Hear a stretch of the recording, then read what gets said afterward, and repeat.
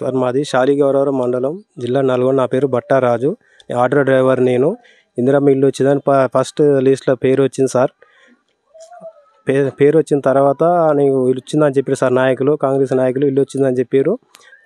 Auto అమ్ముకొని కంకర వేయించుకున్నా, ఇసుక కుట్టించుకున్నా, సిమెంట్ బసాలు తెచ్చుకున్నా సార్. నేను పట్టా ఇచ్చేటప్పుడు మాకు రాలేదని మరి కాంగ్రెస్ నాయకులు నాకు చెప్పకుండా నా పేరు సెకండ్ లిస్ట్లో పెడతా అంటారు సార్. వాళ్ళు మాకు ఇల్లు కావాలని కోరుకున్నాను సార్. నాకు 2 ఆడపిల్లలు సార్.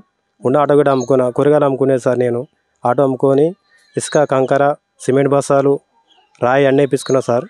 పైన నా పేరు లేకుండా చేసేది సార్ నాయకులు. ప్రభుత్వాన్ని ఏం డిమాండ్ చేస్తున్నావు? మాకు ఇల్లు కావాలని కోరుతున్నా సార్. ఇల్లు కోలు దగ్గర సార్ కమిటీ హాల్లో ఉంటున్నాం. ఎమ్మెల్యే గారు, ఎంపీ గారు కానీ, రేవంత్ రెడ్డి గారు మాకు ఇల్లు కావాలని కోరుచున్నాం. మాకు ఇల్లు కావాలను సరే, మేము ఉన్న ఇల్లుని కూలగొట్టుకొని మొత్తం దిక్కులేని పరిస్థితిలో ఉన్నాం సార్. మొత్తం పేద కుటుంబం అంటే మాదే సార్. అసలు ఇక్కడ ఎంత అన్యాయం జరుగుతుందంటే అంత అన్యాయం జరుగుతుంది. నేను, నా పిల్లలు ఇప్పుడు ఉన్న ఇత్తత రేకుల రూమ్ ఉండే సార్. అది ఆయనతో కూడా కూలగొట్టుకున్నాం. కూలగొట్టిన దాకా ఇల్లు ఇస్తాం అన్నారు. కూలగొట్టిన తర్వాత మీ లిస్ట్లో మీ పేరు రాలేదు, సెకండ్ విడతలో పెడతామంటారు. ఇప్పుడు మాకేం తోస్తలేదు సార్. మేము పిల్లలు తీసుకొని పోయి కమేటాల్లో ఉంటున్నాం. ఆ కమేటాల్లో కూడా ఎక్కువ రోజులు ఉన్నారు. అందరు పొత్తులది, అది ఎస్సీ కమేటాలు అంటారు.